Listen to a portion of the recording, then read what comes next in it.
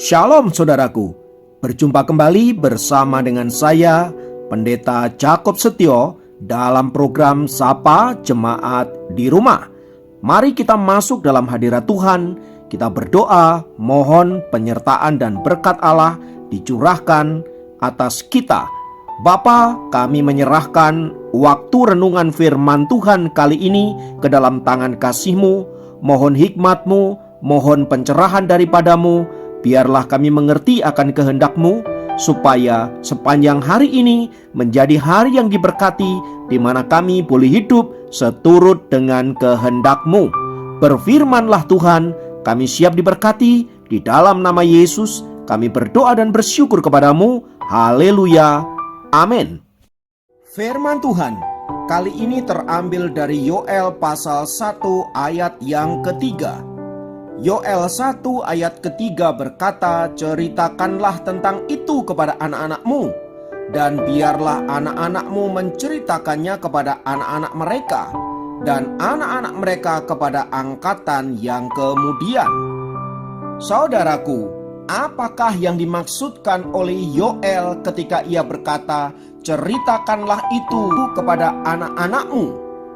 Nabi Yoel ingin memberitahu bangsa Israel bahwa bencana yang menimpa mereka itu tidak terjadi begitu saja, melainkan karena Allah lah yang menggerakkan itu untuk menegur dosa-dosa mereka. Seperti apakah bencana yang dialami oleh orang Israel itu? Di ayat yang keempat berkata, apa yang ditinggalkan belalang pengerit telah dimakan belalang pindahan. Apa yang ditinggalkan belalang pindahan telah dimakan belalang pelompat, dan apa yang ditinggalkan belalang pelompat telah dimakan belalang pelahap. Artinya, bencana demi bencana terus-menerus terjadi dalam kehidupan bangsa itu karena bangsa itu sedang melawan Tuhan. Dan Tuhan sepertinya mengizinkan berbagai-bagai bencana terjadi untuk mengingatkan mereka agar mereka kembali kepada kasih karunia Allah. Saudaraku, pesan dari Nabi Yoel ini ingin berbicara bahwa dalam setiap bencana, dalam setiap masalah, dalam setiap situasi selalu ada pesan yang ingin Tuhan sampaikan kepada setiap kita. Nah, jika kita tarik dalam kehidupan kita hari-hari ini saudaraku, hampir setiap hari kita disuguhi berita bencana di layar kaca kita. Berita tentang gempa bumi, banjir bandang, tanah longsor, gunung meletus, dan lain sebagainya. Silih berganti, sepertinya tidak ada henti. Terlebih saat situasi itu terjadi di tengah-tengah kondisi melawan COVID-19, tentu ini bukanlah hal yang mudah untuk dilewati. Yang menjadi pertanyaan adalah, apakah bumi kita semakin tua?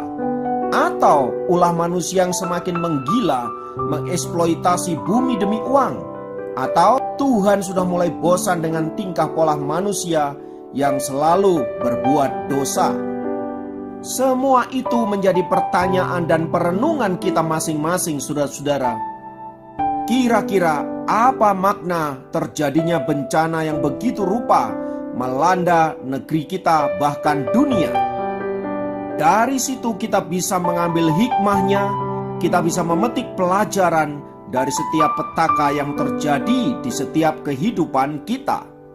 Seperti nubuatan Nabi Yoel yang disampaikan kepada orang Israel saudaraku, itu adalah berita yang sangat mengerikan, sebab di sana dikatakan bahwa bencana sehebat itu tidak pernah terjadi sebelumnya. Karena begitu mengerikannya bencana yang terjadi terhadap bangsa itu, maka di ayat yang kelima di sana dikatakan agar bangsa Israel bangun dari kemabukannya.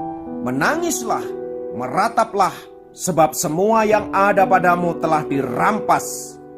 Bahkan Tuhan membuat pohon anggur menjadi musnah, pohon ara menjadi buntung, ladang-ladang sudah musnah, tanah pun ikut berkabung. Tidak ada lagi gandum, tidak ada lagi buah anggur, bahkan minyak pun sudah menipis. Tak heran di sana digambarkan bahwa para petani menjadi malu. Tukang-tukang kebun anggur meratap karena gandum dan karena jelai, sebab semuanya musnah dan gagal panen. Semuanya itu terjadi karena dosa-dosa bangsa Israel. Oleh sebab itu, di ayat 13 dikatakan, lilitkanlah kain kabung dan mengeluhlah hai para imam, merataplah hai para pelayan mezbah, masuklah bermalamlah dengan memakai kain kabung, hai para pelayan Allahku, sebab sudah ditahan dari rumah Allahmu korban sajian dan korban curahan. Atas semua bencana dan masalah yang mereka hadapi itu, Nabi Yoel menyerukan juga agar mereka memaklumkan puasa kudus, memaklumkan perkumpulan raya. Kumpulkanlah para tua-tua dan seluruh penduduk negeri ke rumah Tuhan Allahmu, dan berteriaklah kepada Tuhan. Saudaraku, semua seruan Nabi Yoel ini untuk merespon bencana yang dialami oleh bangsa Israel yang begitu mengerikan itu. Nabi Yoel tidak hanya melihat bencana itu sebagai sebuah bencana alam, tetapi lebih kepada sinyal yang diberikan kepada Allah agar bangsa Israel bertobat dari tingkah polanya yang jahat, bertobat dari mengeksploitasi alam begitu rupa, bertobat dari segala bentuk penindasan, ketidakadilan, dan lain sebagainya. Intinya, Nabi Yoel ingin mengajak orang Israel untuk mengintrospeksi diri dan bertobat dari tingkah polanya yang jahat serta kembali kepada Allah. Belajar dari firman Tuhan di atas, saudaraku. Mari kita mengintrospeksi diri kita, terlebih di saat situasi penuh dengan krisis, bencana, dan berbagai-bagai malapetaka yang terjadi. Dan mari kita jujur di hadapan Allah bahwa seringkali semua itu terjadi karena dosa-dosa kita, manusia yang tidak pernah puas dengan kasih dan anugerah yang Tuhan sudah berikan kepada kita. Mari kita kembali kepada Tuhan. Mari kita memohon pemulihan Allah agar semua bencana, semua masalah yang terjadi dalam hidup kita dapat diatasi dengan baik dan kita kembali menjalani kehidupan secara normal. Kiranya firman Tuhan ini memberkati kita semua. Mari kita berdoa. Di dalam nama Tuhan Yesus kami berdoa untuk situasi yang saat-saat ini sedang terjadi melanda negeri kami, melanda kehidupan kami. Kiranya Tuhan menolong kami, memulihkan kami, menguatkan kami, dan biarlah lewat situasi ini membuat kami semakin sadar bahwa kami perlu Tuhan dan bahwa kami perlu bertobat kembali kepada jalan-jalan Allah. Kiranya kekuatan-Mu, kiranya hikmat-Mu menyertai kami, sehingga berkat Tuhan senantiasa tercurah bagi kehidupan kami dan bagi bangsa dan negara kami. Terpujilah Engkau Tuhan kekal selamanya. Dalam nama Yesus kami berdoa. Haleluya. Amin. Demikian program Sapa Jemaat kali ini. Sampai jumpa dalam program Sapa Jemaat yang lain. Tuhan Yesus memberkati. Hidupku menggenapi firman-Mu, tanda mujizat sertai tiap langkahku. Kau bersamaku di dalamku, jadi bukti kebesaran-Mu.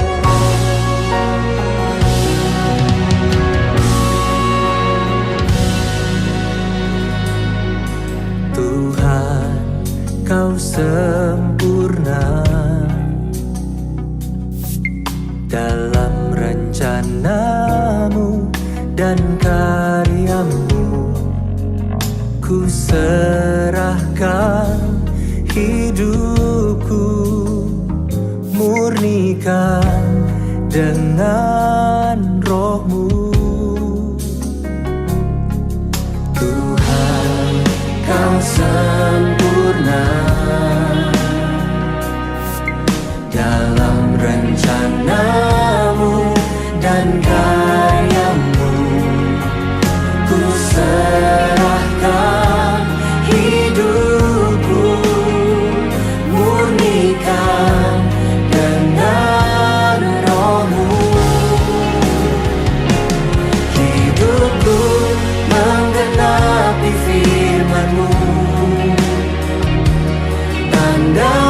mujizat sertai tiap langkahku. Kau bersamaku, di dalamku, jadi bukti kebesaran-Mu.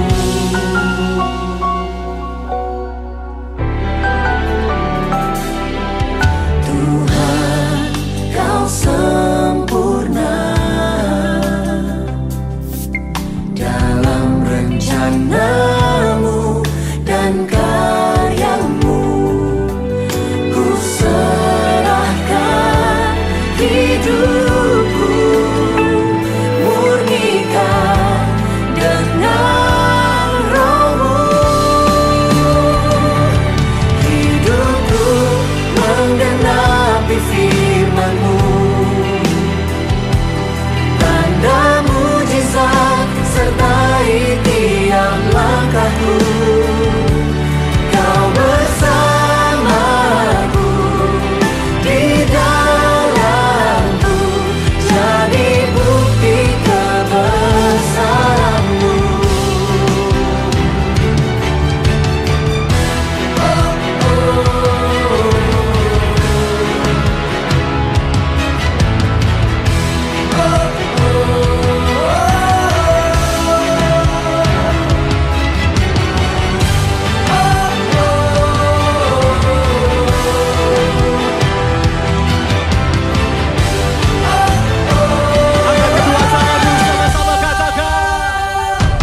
Hidupku menggenapi firman-Mu, tanda mujizat sertai tiap langkahku. Kau bersamaku, di dalamku, jadi bukti kebesaran-Mu. Menggenapi firman-Mu, tanda mujizat sertai tiap langkahku. Kau bersamaku, di dalamku, jadi bukti kebesaran-Mu. Kau bersamaku, di dalamku, jadi bukti kebesaran-Mu.